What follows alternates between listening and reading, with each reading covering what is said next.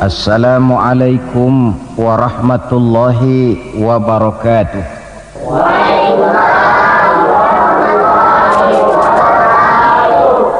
Alhamdulillah, alhamdulillahillazi asra bi'abdihi laylan minal masjidil haram ilal masjidil aqsa.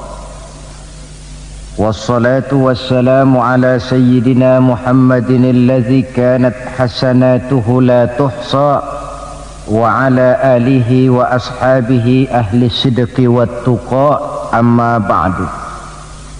Saudara-saudara hadirin yang berbahagia, manusia ini hidup dalam 3 dimensi waktu: masa lalu, masa sekarang, dan masa yang akan datang.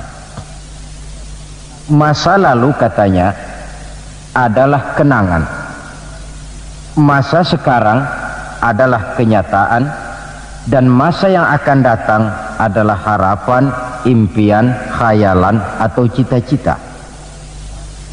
Orang yang baik sesungguhnya adalah orang yang pandai mengambil pelajaran dari masa lalu untuk dapat menentukan sikap pada hari ini dan sekaligus merencanakan hari yang akan datang, sehingga hari ini harus lebih baik daripada kemarin dan besok harus lebih baik daripada hari sekarang ini. Dalam konteksnya dengan itulah kita pada pertemuan kali ini akan membicarakan tentang hikmah Isra dan Mi'raj, satu peristiwa masa lampau yang tetap tidak kehilangan relevansinya untuk kita jadikan pelajaran bagi kita yang hidup di penghujung abad ke-20 ini. Kalau kita perhatikan, hampir setiap bulan dalam Islam ini mempunyai nilai-nilai sejarah. Kalau kita bicara Muharram misalnya, kita diingatkan dengan peristiwa hijrah. Kita bicara Ramadan, diingatkan dengan peristiwa nuzulul Quran. Kita bicara bulan Zulhijjah, diingatkan dengan peristiwa kurban. Kita bicara bulan Syawal, diingatkan dengan Idul Fitri. Kita bicara bulan Rabiul Awal, diingatkan dengan Maulid Nabi. Dan kalau kita bicara bulan Rajab, kita diingatkan kepada peristiwa Isra dan Mi'raj. Sebagai yang kita maklum, Quran itu memang bukan kitab sejarah, tetapi Al-Quran banyak menceritakan peristiwa-peristiwa bersejarah. Dan kalau kita perhatikan gaya bahasa yang digunakan oleh Al-Quran di dalam menceritakan peristiwa-peristiwa bersejarah itu berbeda satu dengan lainnya. Istimewa sekali bahwa untuk menceritakan peristiwa Isra dan Mi'raj, Allah memulai ayatnya dengan menggunakan kalimat tasbih, seperti yang kita baca dalam surah Bani Israel ayat pertama. Subhanallazi asra bi'abdihi laylan minal masjidil harami ilal masjidil aqsa. Maha suci Allah yang telah menjalankan hambanya pada suatu malam dari Masjidil Haram di Makkah ke Masjidil Aqsa di Palestina. Mari kita coba dekati ayat ini per kalimat untuk memudahkan pengertian kita di dalam memahami peristiwa Isra dan Mi'raj ini. Ayat ini dimulai dengan kalimat subhanallazi. Dalam ilmu balaghah, kalimat semacam ini disebut dengan kalimat ijaz, yaitu kalimat yang redaksinya ringkas namun isinya padat. Di situ ada kata yang tersirat, yakni lafzul jalalah, sehingga asli kalimatnya subhanallahillazi, maha suci Allah, dan ini disebut dengan kalimat tasbih. Banyak peristiwa-peristiwa bersejarah yang diceritakan dalam Al-Quran, tetapi jarang yang diawali dengan kalimat tasbih. Al-Quran menceritakan bagaimana Allah menciptakan Nabi Adam, tidak dimulai dengan kalimat tasbih. Al-Quran menceritakan bagaimana Fir'aun dan bala tentaranya ditenggelamkan di Lautan Merah, itu kejadian hebat tidak dimulai dengan kalimat tasbih. Pun Al-Quran menceritakan bagaimana umatnya Nabi Saleh, umatnya Nabi Hud dan lain sebagainya yang ditelan gempa bumi, ditiup angin topan, seluruhnya diceritakan dalam Al-Quran, tetapi tidak satu pun yang dimulai dengan kalimat tasbih. Istimewa untuk menceritakan Isra dan Mi'raj ini, Allah memulai ayatnya dengan kalimat tasbih. Subhanallazi, maha suci Allah, maha suci dari segala kelemahan, maha suci dari segala kekurangan, maha suci dari segala ketidakmampuan. Allah mempertaruhkan kesuciannya untuk menjamin kebenaran peristiwa Isra dan Mi'raj. Dan sebagai pertanda, Isra dan Mi'raj bukan sekedar peristiwa biasa, tetapi Isra dan Mi'raj adalah peristiwa yang amat sangat luar biasa, sampai Allah memulai ayatnya dengan menggunakan kalimat tasbih. Apa hikmah yang bisa kita ambil dari kalimat tasbih ini? Saudara, kita tahu di dalam agama kita ini kan ibadah macam-macam. Ada ibadah yang berat dan modalnya juga besar. Membangun masjid berat dan perlu biaya besar. Melaksanakan ibadah haji berat dan perlu biaya besar menurut umumnya ukuran ekonomi bangsa kita. Ini jenis ibadah yang berat dan perlu modal besar.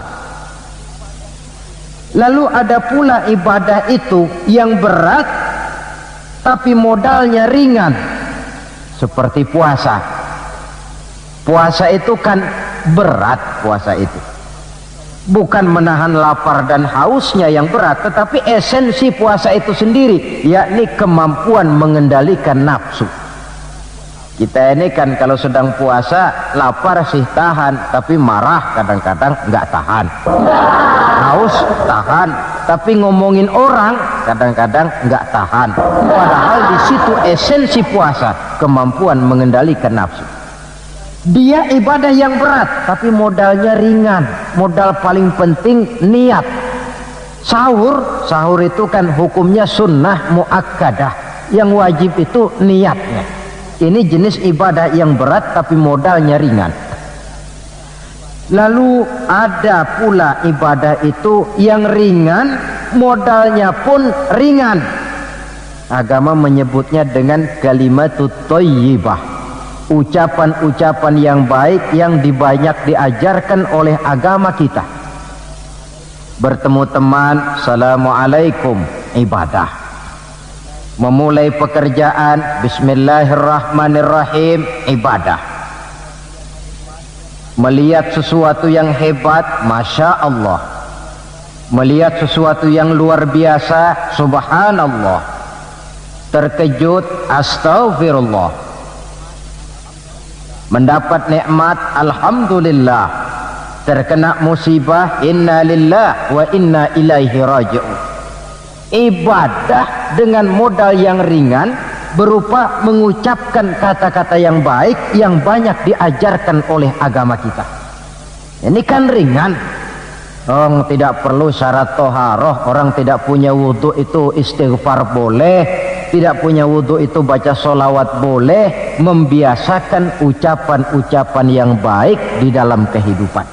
Itu hikmah yang kita ambil dari kalimat subhanallazi. Kalimat selanjutnya asra, maha suci Allah yang telah menjalankan.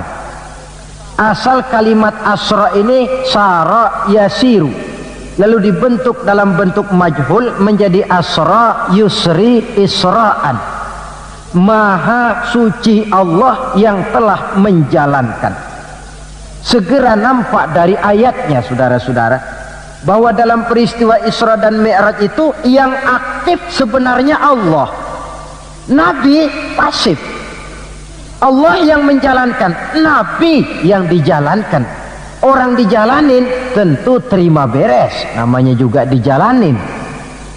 Maka tidak heran kalau beliau berangkat dari Mekah kemudian menuju Masjidil Aqsa di Palestina, dari sana naik ke langit pertama, 2, 3, 4, 5, 6, 7, dari sana naik lagi ke Rafraful Akhdar sampai ke Sidratil Muntaha, sampai di bawah aras, menerima perintah sholat, melakukan kunjungan ke surga dan neraka, kembali lagi ke Mekah tidak lebih daripada sepertiga malam. Kok bisa ya?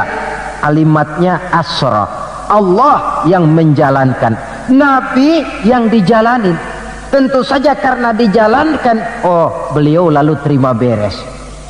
Andai kata Rasul berjalan sendiri, terang beliau tidak akan mampu menempuh jarak yang demikian jauh dalam waktu yang relatif singkat.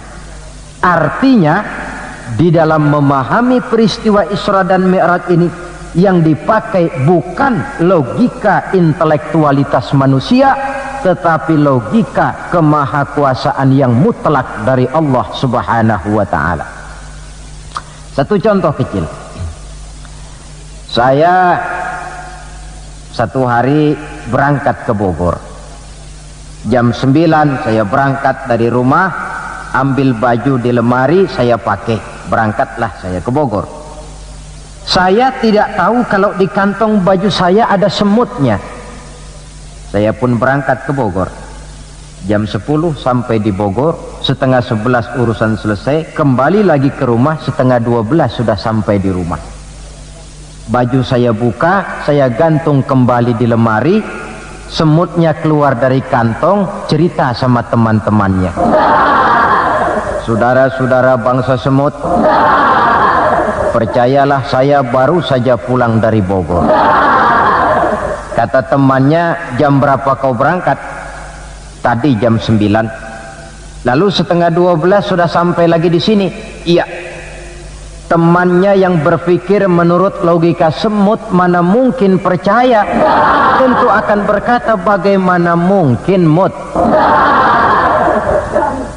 Badanmu begitu kecil, jalanmu begitu lambat, masa ke Bayoran Bogor jam 9 berangkat, setengah 12 sudah pulang lagi?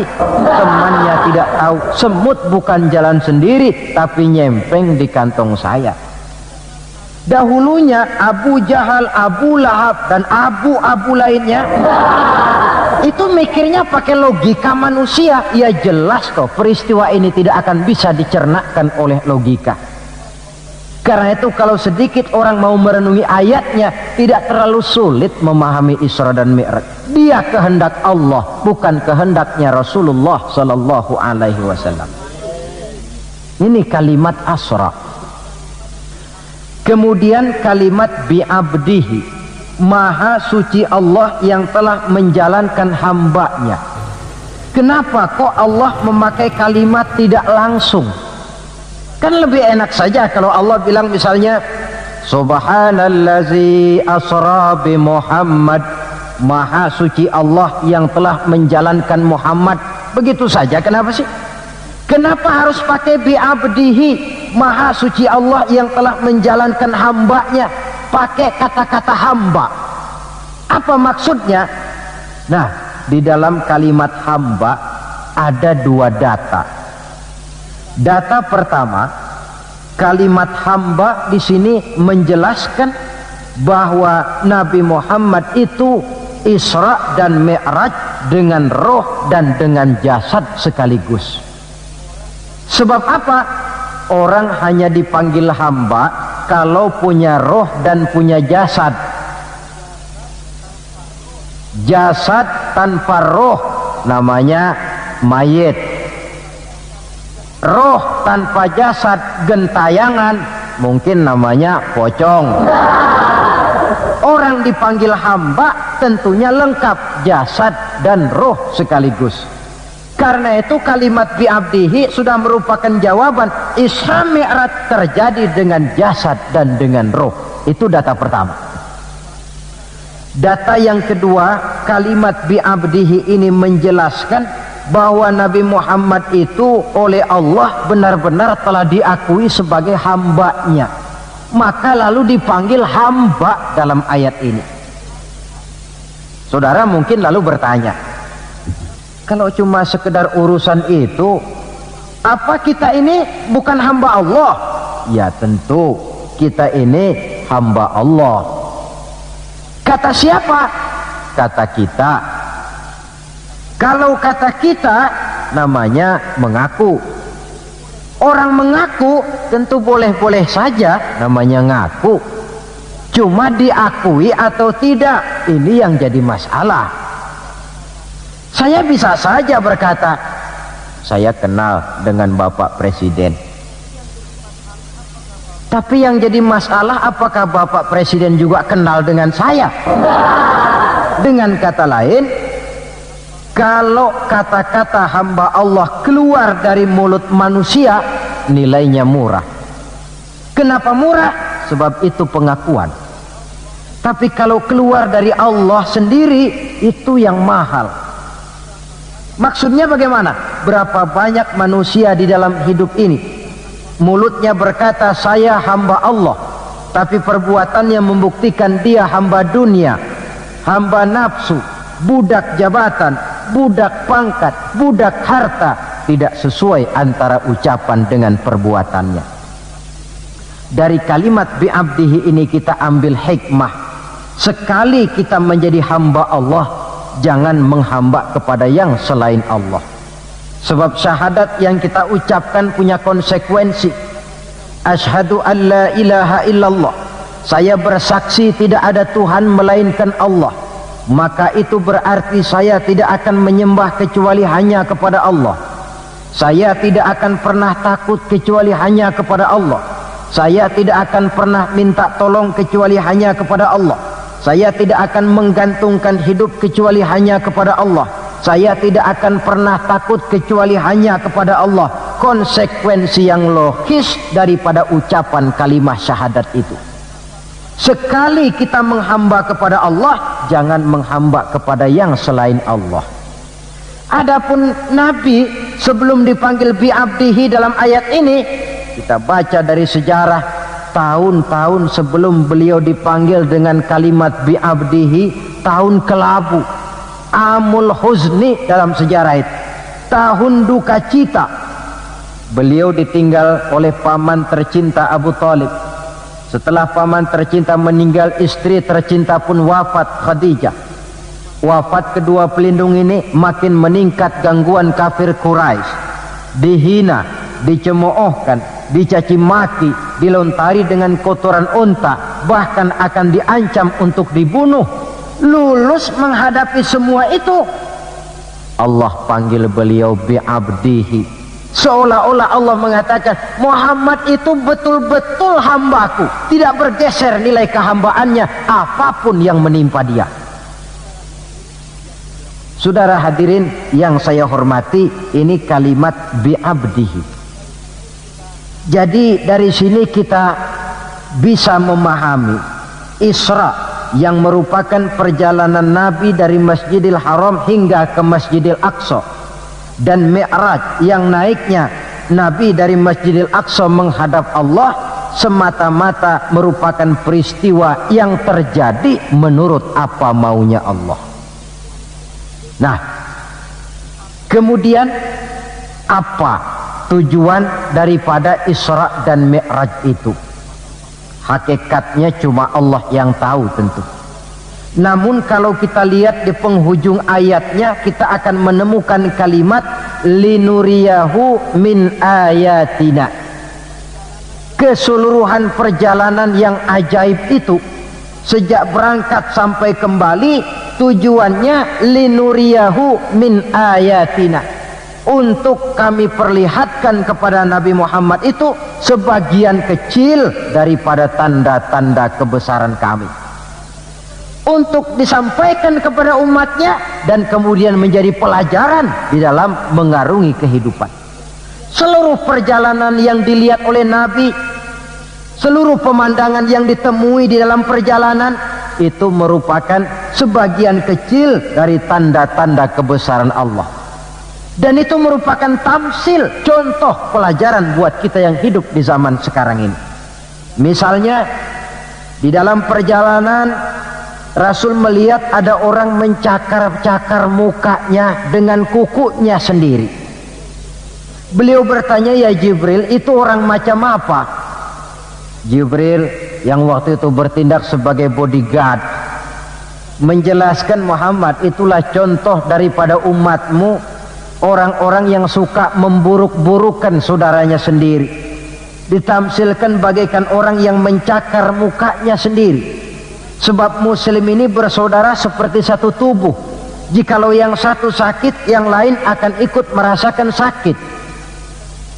Jikalau satu terinjak, yang lain merasakan akibatnya. Ibu jari tersandung batu, mulut akan berkata aduh, air mata akan keluar, kepala mungkin akan ikut pusing, dan itu refleks tanpa harus menunggu undangan. Orang yang memburuk-burukan saudaranya sendiri, hakikatnya mencakar mukanya sendiri. Bak kata pepatah, menepuk air di dulang, terpercik muka sendiri. Lalu beliau melihat pula ada orang dipotong lidahnya. Kata malaikat Jibril, Muhammad, itu tamsil daripada umatmu, orang-orang yang suka mengumpat, para pembuat fitnah, tukang bikin gosip dan menjelek-jelekan orang lain. Maka lidahnya akan dipotong sedemikian rupa. Lalu beliau melihat pula dalam perjalanan ada orang memikul kayu. Sudah cukup berat, rengkek-rengkek dia membawa beban yang cukup berat itu. Anehnya malah beban yang sudah cukup berat itu bukan dikurangi, malah ditambahi. Makin berat makin ditambah, makin berat makin ditambah. Sampai Nabi heran dan tanya, Jibril, apa lagi kalau ini?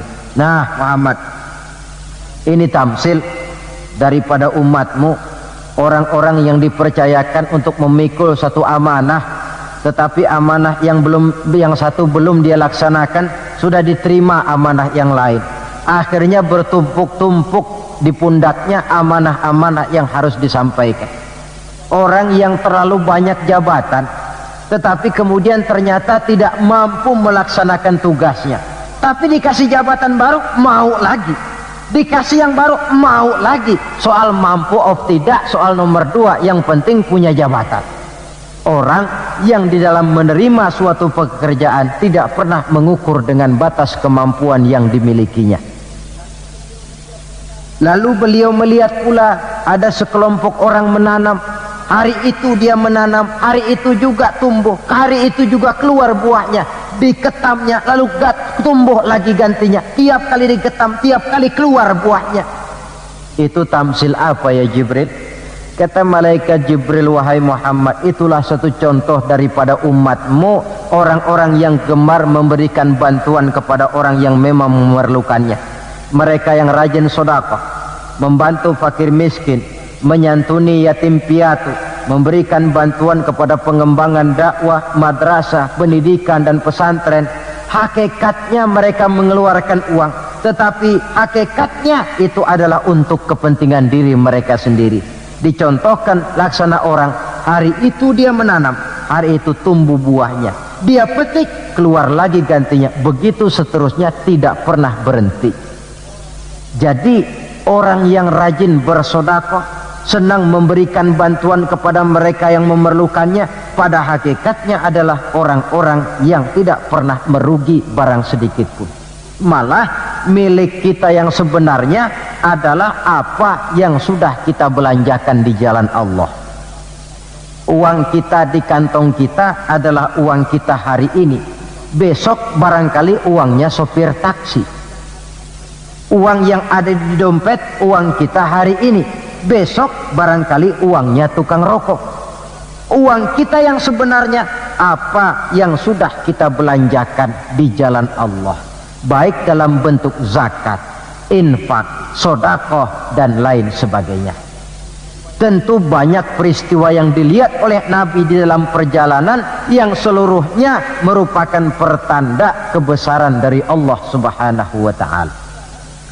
Nah saudara, kemudian di antara tujuan Isra dan Mi'raj, di samping memperlihatkan sebagian kecil tanda kebesaran Allah, menerima perintah sholat.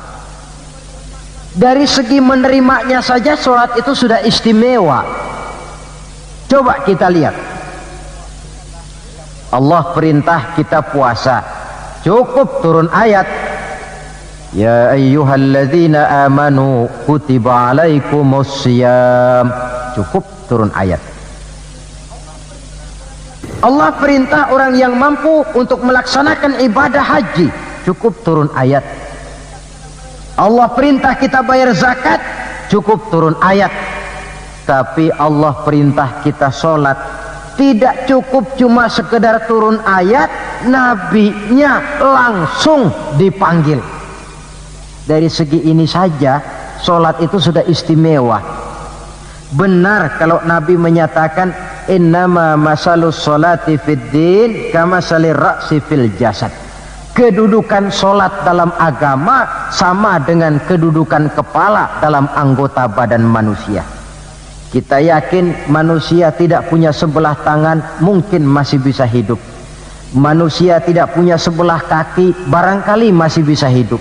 Manusia tidak punya sebelah telinga, masih bisa hidup. Tapi kalau manusia sudah tidak punya kepala, umpama hidup juga, itu barangkali tulen turunannya kuntilanak. Begitulah kita lihat kedudukan sholat ini di dalam agama. Begitu pentingnya, sampai untuk menerima perintah sholat, Allah langsung memanggil Nabi kita Muhammad sallallahu alaihi wasallam. Saudara hadirin yang saya hormati, apa sih sebenarnya perlunya kita sholat itu? Tidak untuk menggembirakan Allah. Se-ASEAN orang tidak ada yang sholat, Allah tidak akan pensiun. Jangan lagi kita berpikir, barangkali kalau kita se-Jakarta ini tidak sholat, Allah rugi. Tidak. Tidak usahlah se-Jakarta, se-ASEAN lah, tidak ada orang yang sholat. Allah tetap Allah. Sebab ia menjadi Allah, tidak ada ketergantungannya kepada manusia. Ia tidak pernah mengambil manfaat daripada perbuatan manusia. Sholat yang diperintahkan kepada kita, manfaatnya akan kembali kepada kita. Apa sih manfaat sholat itu dalam hidup ini? Untuk menjawab apa manfaat sholat, coba kita lihat. Ayat yang memerintahkan sholat itu selalu oleh Allah dimulai dengan kata aqimis sholah. Tidak ada i'malis sholah, if'alis sholah, tidak. Mesti aqimis sholat, dirikan sholat, bukan kerjakan, tapi dirikan. Maaf saudara, mungkin di antara kita sudah banyak yang mengerjakan sholat, tapi belum banyak yang mendirikan sholat. Apa bedanya Pak mengerjakan sholat dengan mendirikan sholat itu? Kalau mengerjakan sholat itu cuma asal sekedar gugur kewajiban. Kadang-kadang keluar sholat Jumat nukar sendal. Mentang-mentang khotibnya khutbah, saudara-saudara kaum muslimin, ambillah yang baik, tinggalkan yang buruk. Lalu keluar praktek. Padahal sholat, di situ kita lihat bahwa orang macam ini sebenarnya hanya sekedar baru mengerjakan sholat, belum mendirikan sholat. Padahal agama menuntut kita dirikan sholat. Apa pengertian mendirikan sholat itu? Mendirikan sholat artinya mengerjakan sholat dengan betul, cukup syarat rukunnya, selesai sholat, ajaran sholat diterjemahkan di luar sholat. Itu artinya mendirikan sholat. Jadi ada istimrar, kontinuitas, kesinambungan kata orang sekarang. Pada waktu dia mengerjakan sholat kelihatan khusyuknya. Setelah selesai dia sholat, kembali ke masyarakat, kembali ke tempat tugas, ajaran sholat diterjemahkan di sana. Nah, saudara hadirin, apa ajaran sholat yang harus kita terjemahkan dalam hidup, yang artinya ini merupakan manfaat daripada sholat?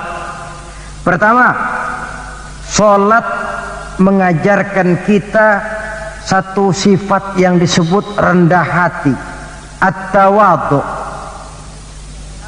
Rendah hati bagaimana?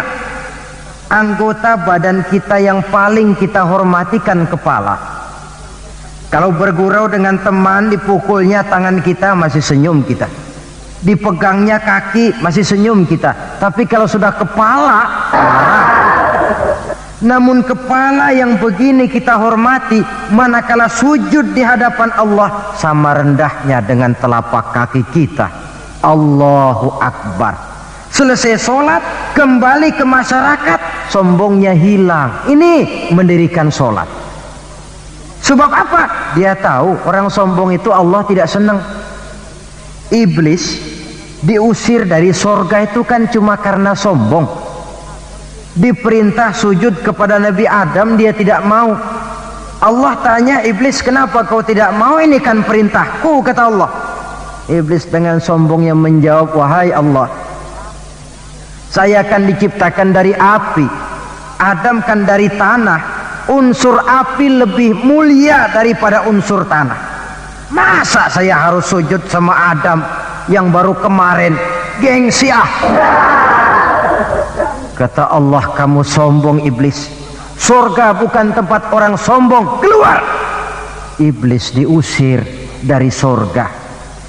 Jadi kira-kira sajalah yang sudah di surga itu sombong saja diusir, apalagi kita yang masih di dunia ini. Dalam segala bentuknya sombong itu Allah tidak senang. Sombong ilmu Allah tidak senang. Mentang-mentang punya ilmu agama, tepuk-tepuk dada, nih saya satu-satunya ustadz di sini. Semuanya mesti ngaji sama saya ya. Kalau tidak ngaji sama saya, Islamnya kurang tapi sah. Sombong dengan ilmu. Sombong harta, ibu-ibu, Allah juga tidak senang. Sombong pangkat pun demikian juga, yang wajar-wajar sajalah kita dalam hidup. Tawadhu. Yang kedua, solat mengajarkan kita untuk ikhlas, berbuat tanpa pamrih. Kalau sudah Allahu Akbar, itu sudah karena Allah. Orang mau puji atau tidak, mau tahu atau tidak, mau dengar atau tidak, yang penting Allah. Tertanam keikhlasan. Bagaimana orang yang ikhlas dalam berbuat itu? Maaf-maaf, orang yang ikhlas dalam berbuat itu seperti orang buang air besar. Saudara, kalau saya tanya, pagi-pagi buang air besar itu ikhlas apa tidak? Walaupun malam saudara habis makan enak, sate, opor ayam, buahnya anggur, apel, besok pagi dibuang, ikhlas. Tidak pernah ditengok-tengokin. Begitu jatuh lalu dilihat, ini jangan-jangan satenya ini, tidak. Sudah jatuh ya sudah, kurelakan di kau pergi. Berbuat tanpa pamrih, yang penting Allah. Ini mendirikan sholat. Yang ketiga, ini saya kira yang banyak dicari orang sekarang. Sholat itu memberikan ketenangan dalam hidup. Ketenangan bagaimana? Kita manusia hidup ini kan punya ambisi dan emosi. Yang orang lain punya, kita kepengen. Yang orang lain bisa, kita kepengen. Itu wajar, namanya manusia mesti punya emosi. Tapi emosi yang membludak tanpa dinetralisir akan bisa menimbulkan psikosomatik, di mana manusia disiksa oleh perasaannya sendiri. Cobalah, kadang-kadang dia lihat tetangganya beli televisi berwarna, tetangga yang sebelah meriang, enggak dia apa-apain, meriang. Tetangganya malah makin kaya, besok beli kulkas. Wah, dia makin gawat, opnam, masuk rumah sakit. Di rumah sakit dapat kabar tetangganya beli mobil, wah mati dia. Disiksa oleh perasaannya sendiri. Orang yang sholat lain. Jam 11 siang lihat tetangga bawa TV berwarna baru, temperatur naik, panas, wajar. Datang waktu zuhur, kutub badan yang panas karena lihat tetangga bawa TV baru, didinginkan oleh air wudhu. Begitu terkena air wudhu, temperatur turun, adem. Selesai wudhu, menghadap ke arah kiblat, usolli fardhu zuhri, Allahu Akbar, Allah yang maha besar. Temperatur makin turun ke titik nol, titik netral. Sebab apa? Dia sudah berhadapan dengan zat yang maha besar. Allahu Akbar, yang besar cuma Engkau ya Allah. Televisi tetangga saya mah kecil. Itu sebabnya Nabi pernah mengisyaratkan tanda orang bahagia itu dalam urusan dunia dia lihat ke bawah, tapi dalam urusan akhirat, dalam urusan agama dia melihat ke atas. Kalau dia punya mobil, dia berkata, alhamdulillah kita nih punya mobil, tetangga sebelah cuma punya motor. Kata yang punya motor, alhamdulillah punya motor, wong tetangga sebelah cuma sepeda aja kemana-mana. Kata yang punya sepeda, alhamdulillah punya sepeda, tetangga sebelah kemana-mana jalan kaki terus. Kata yang jalan kaki, alhamdulillah masih bisa jalan. Tetangga sebelah lumpuh bertahun-tahun nggak kemana-mana. Kata yang lumpuh, alhamdulillah masih hidup. Tetangga sebelah kemarin out nggak balik lagi. Timbul rasa syukur. Lalu dalam urusan akhirat agama melihat ke atas. Kalau dia bisa jaga sholat yang 5 waktu, kenapa saya tidak? Kalau dia bisa baca Quran, kenapa saya tidak? Kalau dia walaupun hidup sederhana berani membantu pembangunan masjid, musola, madrasah, kenapa saya yang lebih kaya tidak? Timbul keinginan untuk mencontoh orang dalam ibadah menimbulkan kepuasan batin. Sebaliknya, mencontoh orang dalam urusan harta menimbulkan rasa penasaran, hasud, dengki, tidak senang melihat orang lain mendapat nikmat, dan paling akhir disiksa oleh perasaannya sendiri. Ketenangan dalam hidup, ketenangan dalam rumah tangga tercipta karena sholat. Cobalah, kalau seorang istri, suami ahli sholat, istrinya sholat, jam 4 bangun, dibangunkan istrinya, bu mari sudah menjelang subuh, ayolah kita ambil air wudhu berangkat. Selesai dia ambil air wudhu, dia sunnah qobliyahnya 2 rakaat. Kalau dekat ke musola masjid, jamaah ke musola masjid. Kalau jauh, jamaah di rumah. Nikmat rumah tangga muslim itu. Si suami jadi imam, istri jadi makmum. Suami takbir, istri takbir. Suami ruku, istri ruku. Suami sujud, istri sujud. Selesai sholat, assalamualaikum warahmatullah, assalamualaikum warahmatullah. Si istri mencium tangan suaminya, bang, kalau tadi siang banyak dosa saya, maafkan bang. Nikmat rumah tangga muslim tercipta karena sholat.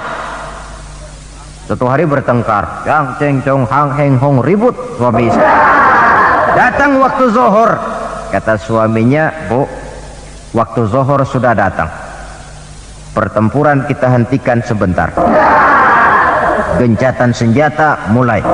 Ayo kita sholat. Ayo kau jadi imam lah.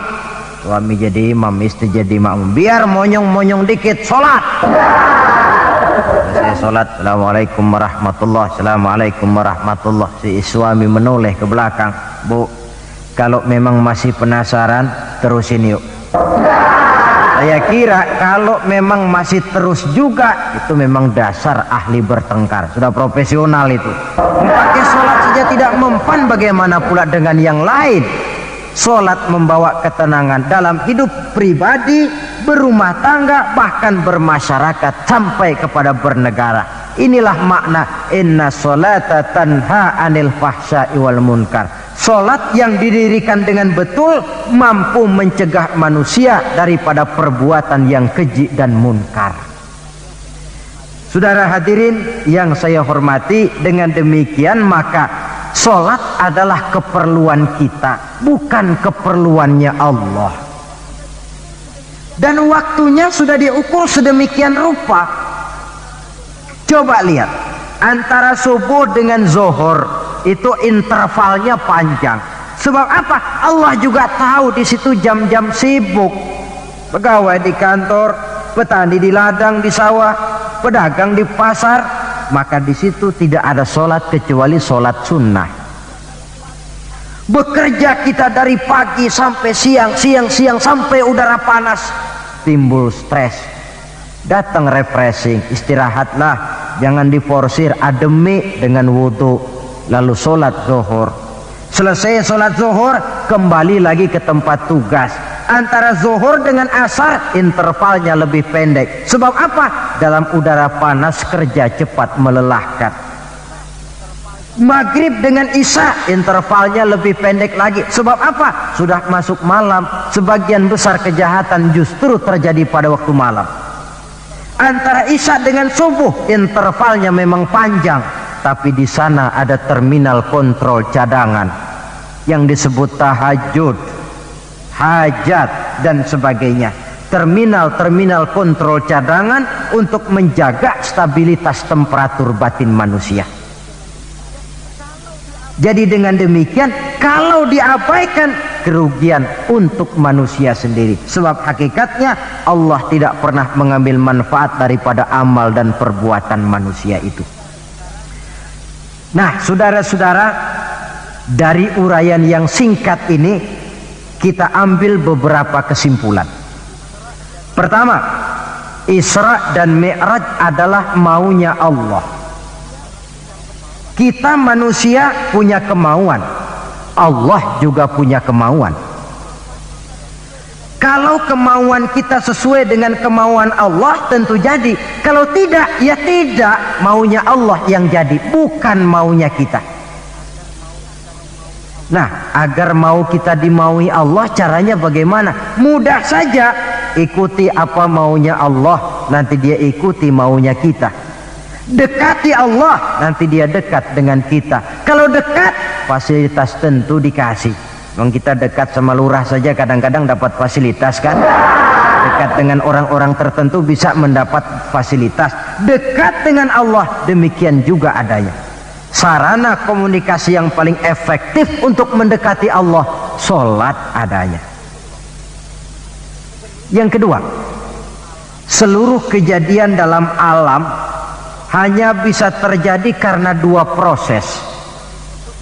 Pertama yang disebut proses kauniyah, yaitu seluruh kejadian yang terikat oleh hukum kausal, hukum sebab akibat.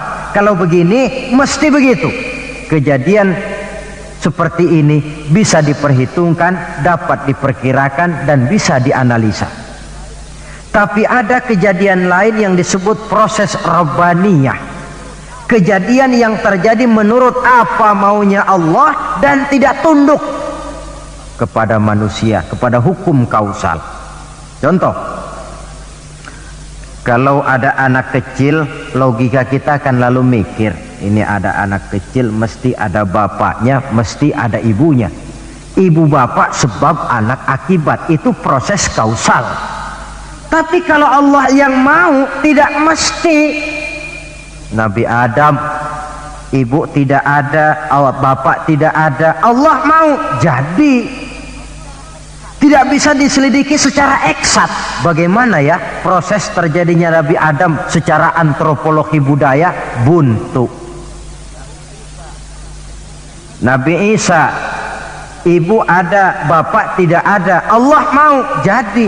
Tidak bisa diselidiki secara medis. Bagaimana ya menurut ilmu kedokteran, kok Siti Maryam bisa hamil padahal dia tidak punya suami? Mukjizat. Maryam hamil tanpa suami, Allah yang mau. Cuma tentu agak kita sesalkan bahwa di zaman sekarang ini rupanya banyak juga perempuan-perempuan tidak mau kalah dengan Siti Maryam ini. Ini barangkali termasuk mukjizat abad 20. Saudara-saudara, otoritas intelektual perlu, tapi tidak bisa mentargetkan.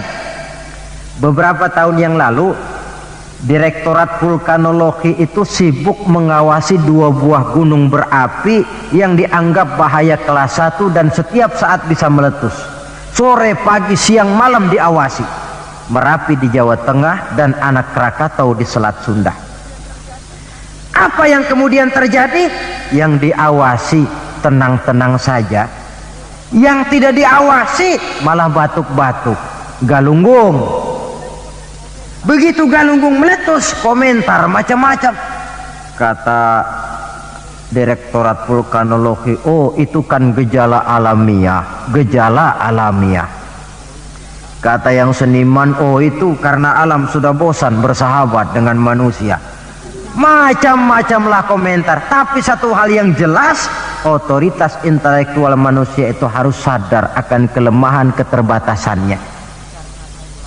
Janganlah karena terlalu memuja otak sampai kita lupa kepada yang bikin otak.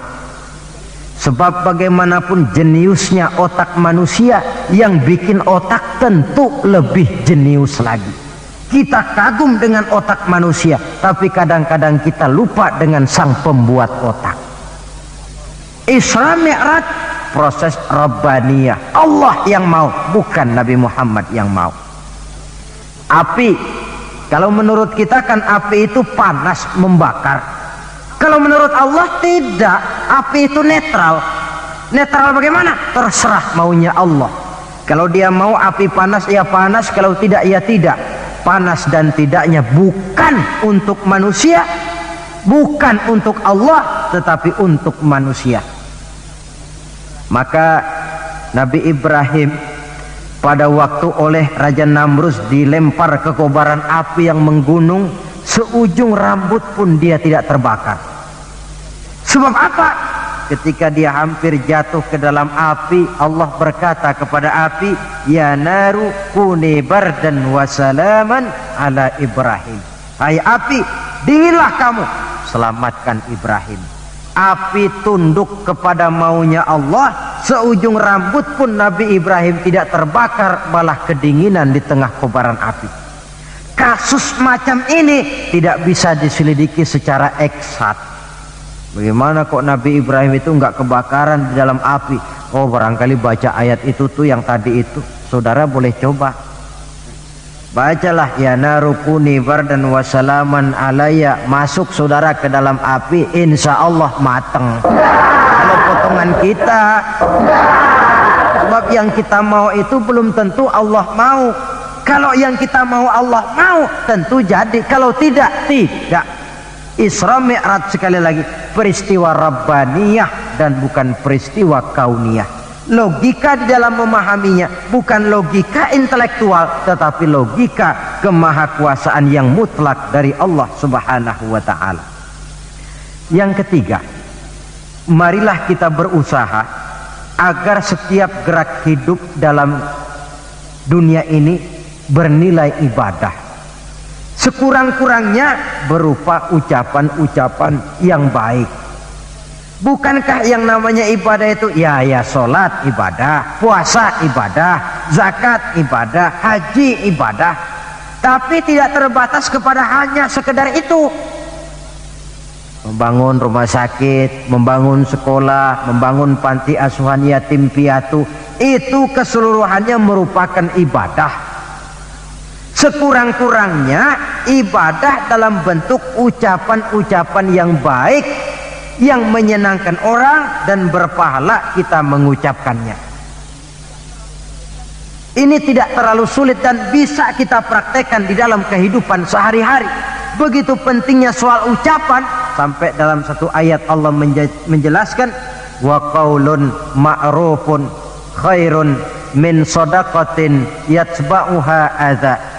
Ucapan yang baik itu lebih disukai Allah daripada sedekah tapi menyakitkan hati orang yang menerimanya. Sedekah itu pahalanya besar tentu, tapi kalau menyakitkan hati orang yang menerima, lebih baik ngomong yang enak-enak sajalah.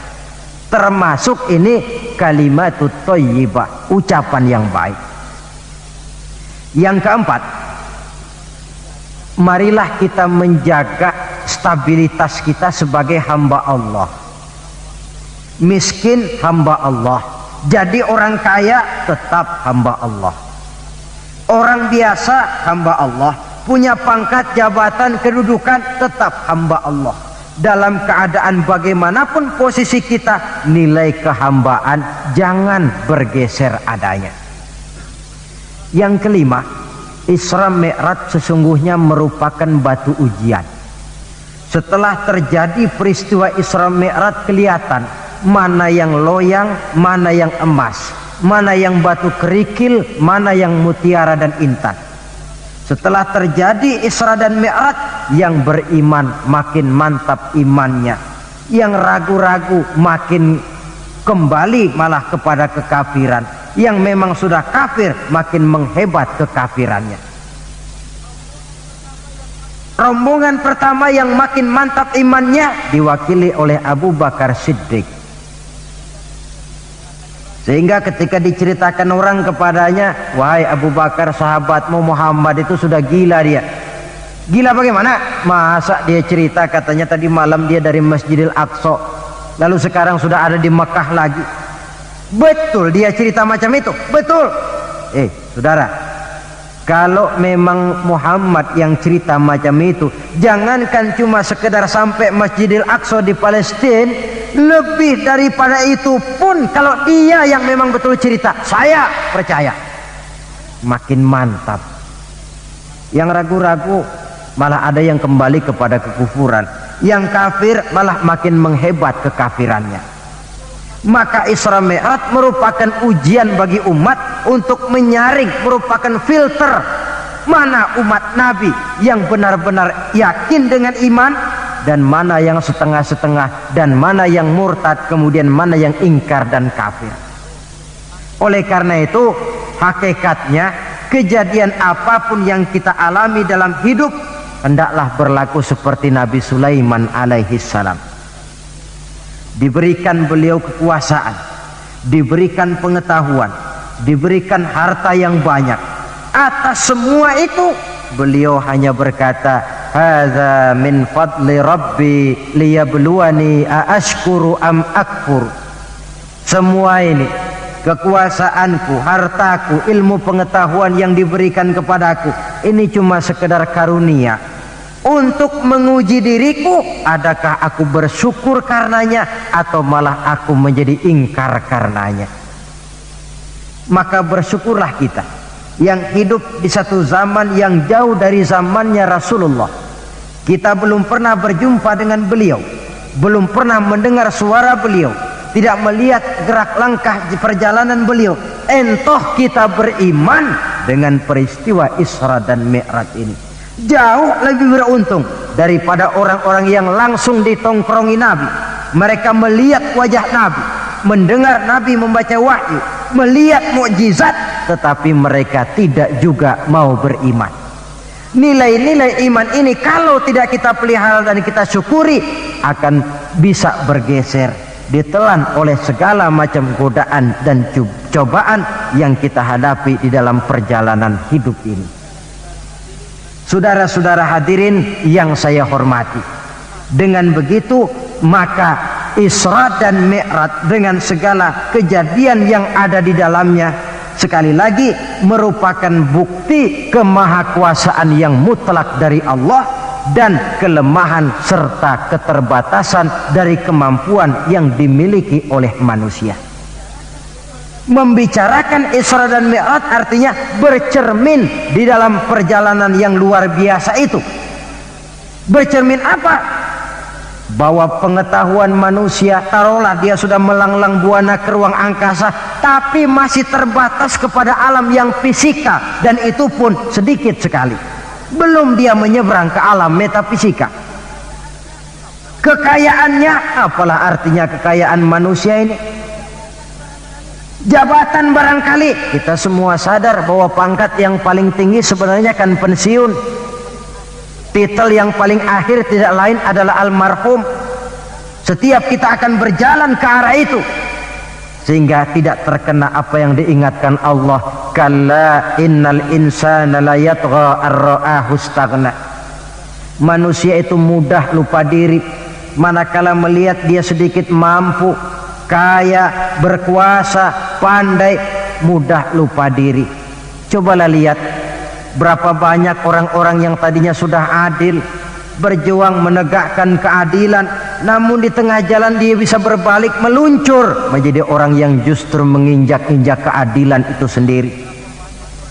Berapa banyak orang-orang yang tadinya sudah benar, berjuang menegakkan kebenaran, atau sekurang-kurangnya berniat untuk membela kebenaran, tapi di tengah jalan dia bisa berbalik menjadi orang yang justru hanya mau benar sendirian walaupun tidak benar bagi orang lain. Wa idza massal insana durru da'ana li janbihi aw qa'idan aw qa'ima falamma kashafna anhu durrahu marra ka'allam yad'una ila durrin massahu. Kalau manusia ditimpa kesulitan, dia bermohon kepada Allah supaya dihilangkan kesulitan, baik saat pada waktu berdiri, sambil berbaring, sambil tidur. Manakala kesulitan sudah dihilangkan, marra ka'allam yad'una ila durrin massahu, dia pun berjalan dengan sombongnya, seolah-olah belum pernah minta tolong kepada Allah. Ini kecenderungan manusia. Itulah sebabnya yang terakhir sekali dari pembicaraan kita kali ini, puncak kebahagiaan seorang muslim tidak lain adalah bertemu Allah. Bagaimanapun nikmatnya masuk surga, kalau diukur dengan bertemu Allah, masih jauh lebih nikmat bertemu Allah. Nabi di puncak perjalanan Mi'raj bertemu Allah, tapi pertemuan itu diawali dengan berbagai macam cobaan, ujian, fitnahan, sampai kepada ancaman akan dibunuh.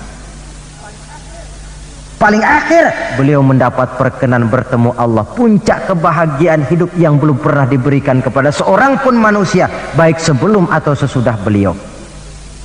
Jadi begitulah seperti pepatah bilang, habis gelap mesti terbit terang. Inna ma'al usri yusra. Di balik segala kesulitan itu, insya Allah akan menunggu kemudahan. Kesulitan adalah bagian daripada hidup, bukan untuk ditakuti, tetapi untuk dicarikan jalan keluar bagaimana pemecahannya. Saudara, inilah pembicaraan kita pada pertemuan ini. Walaupun selintas, mudah-mudahan bisa memberikan gambaran tentang Isra dan Mi'raj yang pada gilirannya akan memperkuat nilai-nilai keimanan kita dalam rangka melaksanakan apa yang diperintah Allah dan menjauhi apa yang dilarangnya. Terima kasih banyak atas perhatian saudara. Mohon maaf atas segala kekurangan. Usikum wa iyaya bitaqwallah. Wassalamualaikum warahmatullahi wabarakatuh.